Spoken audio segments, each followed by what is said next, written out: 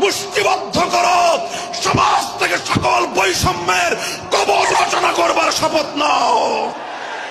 হে হতাশাগ্রস্ত জাতি, আসো আল কোরআনের কাছে, আমরা তোমাদেরকে মুক্তির বার্তা শোনাই, আমরা তোমাদেরকে সান্ত্বনার বাণী শোনাবো। আসো হাতে হাত রাখি, সমস্ত বৈষম্য, জুলুম, স্বৈরতন্ত্রের কবর রচনা করে আল্লাহর কোরআনের সমাজ গড়বার জন্য হাতে হাত রাখি। যদি ইনসাফ কায়েম না করা যায়, ইসলাম অনুসরণ করা যায় না, যদি বেইনসাফের বিরুদ্ধে লড়াই না করতে পারো, মিথ্যে মুসলমানিত্বের দাবি ত্যাগ করো। তুমি যদি ইনসাফের জন্য যুদ্ধ করতে না পারো, তুমি যদি বৈষম্যের বিরুদ্ধে লড়াই করার হিম্মত না রাখো, মুসলমানের মিথ্যা দাবি করা ভণ্ডামি ছাড়া কিছুই নয়। আর সর্বোপরি যদি একটি বৈষম্যহীন সমাজ করবার জন্য শাহাদাতের রক্ত দিতে হয়, আবু সাঈদদের মতো বৈষম্যের বিরুদ্ধে বুক পেতে দিয়ে জীবন দেওয়ার জন্য শপথ নিতে হবে। কোরআনে পাকের এক একটা আয়াত, কোরআনের এক একটা বিধান আল্লাহর জমিনে বাস্তবায়ন করার জন্য আমাদের জীবন যৌবনের বাজি লাগায় দিতে হবে, বাজি লাগায় দিতে হবে ইনশাআল্লাহ। ইনসাফ কায়েম করতে গিয়ে ছুরি যদি নিজের সন্তানের হাতের উপর দিয়ে যায়, সে হাত স্তব্ধ হয়ে যাবে না, সে হাত থমকে দাঁড়াতে পারবে না। যেখান দিয়ে ইনসাফ যাবে সেখান দিয়ে ইনসাফকে চালিয়ে দিতে হবে। এই সমাজ, এই জমিন এখন বিপ্লবী চায়। সে বিপ্লব আব্রাহাম লিঙ্কনের আদর্শের বিপ্লব নয়, সে বিপ্লব কার্ল মার্কস, মাও সেতুং আর লেনিনদের বিপ্লব নয়। বাংলার মাটি আরেকটা বিপ্লব দেখতে চায়, সে বিপ্লব হবে আল কোরআনের বিপ্লব, সে বিপ্লব হবে ইসলামী সমাজ গঠনের বিপ্লব। সেই বিপ্লবের জন্য 2000 যুবক নয়, যদি 2 লক্ষ যুবকের তাজা বুকের শাহাদাতের রক্তের প্রয়োজন হয়, সে রক্ত দেওয়ার জন্য শহীদ ঈদগাহে কারা কারা জমায়েত হবে, কারা কারা জমায়েত হবে। হ্যাঁ, এটা শুধু কথার কথা না, শপথ। এটা কথার কথা না, শপথ। এটা অঙ্গীকার। কার সাথে? কার সাথে?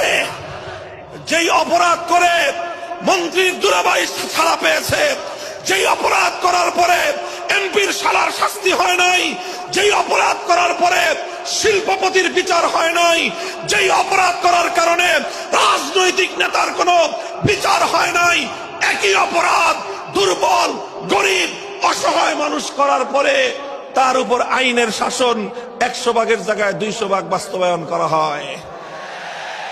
আল্লাহ নবী বলেছেন, পৃথিবীতে ইসলাম এসেছে শুধুমাত্র ইবাদত, নামাজ, রোজার, হজ, যাকাতের বিধান বাস্তবায়নের জন্য নয়। ইসলাম দুনিয়াতে আগমন করেছে, তার আগমনের অন্যতম উদ্দেশ্য হলো সমস্ত বৈষম্য দূর করে, জুলুম আর বেইনসাফি দূর করে বিশ্ব সভ্যতায় ন্যায় এবং ইনসাফ কায়েম করা।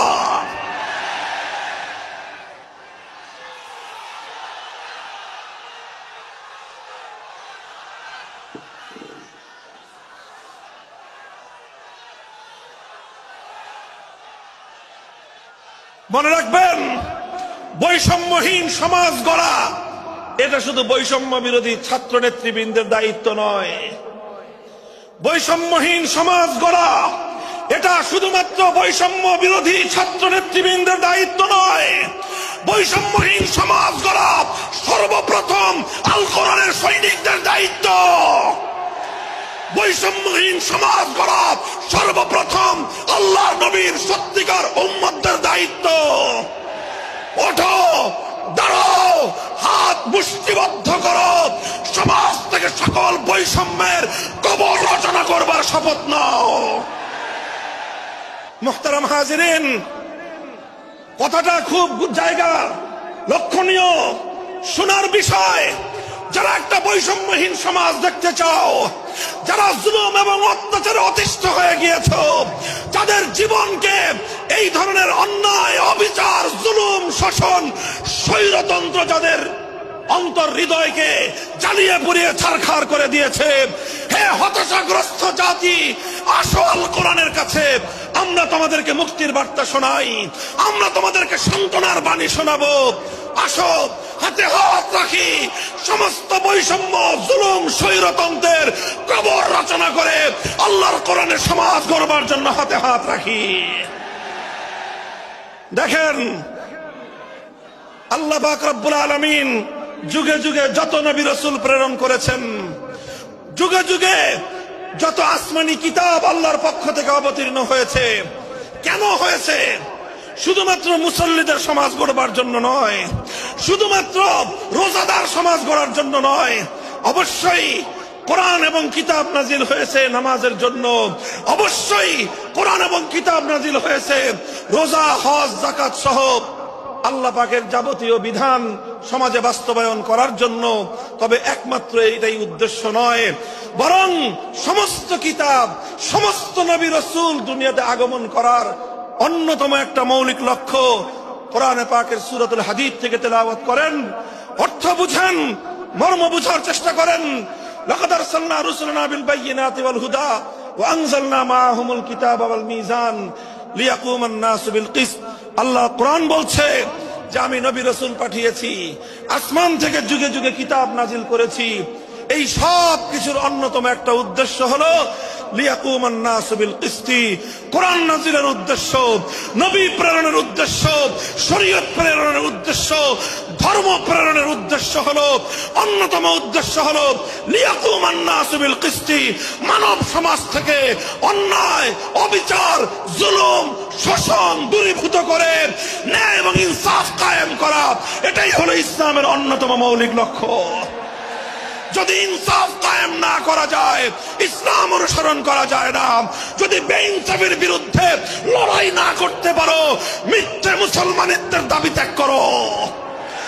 তুমি যদি ইনসাফের জন্য যুদ্ধ করতে না পারো, তুমি যদি বৈষম্যের বিরুদ্ধে লড়াই করার হিম্মত না রাখো, মুসলমানের মিথ্যা দাবি করা ভণ্ডামি ছাড়া কিছুই নয়।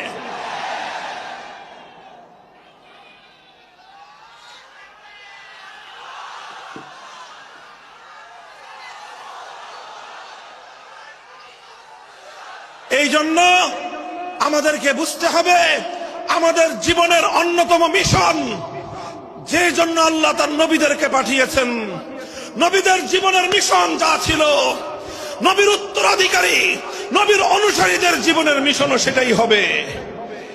বলেন কথা ঠিক না বেঠিক? যে পথে গিয়েছে নবীদের জীবন, সে পথে যাবে আমাদের জীবন। যেটা ছিল নবীদের ভীষণ, সেটাই হবে আমাদের ভীষণ।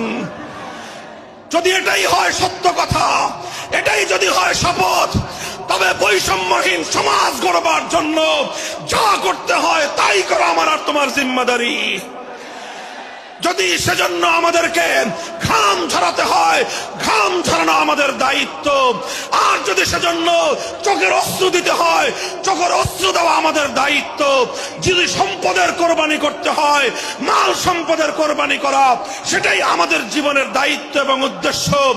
আর সর্বোপরি যদি একটি বৈষম্যহীন সমাজ গড়বার জন্য শাহাদাতের রক্ত দিতে হয়, আবু সাঈদদের মতো বৈষম্যের বিরুদ্ধে বুক পেতে দিয়ে জীবন দেওয়ার জন্য শপথ নিতে হবে।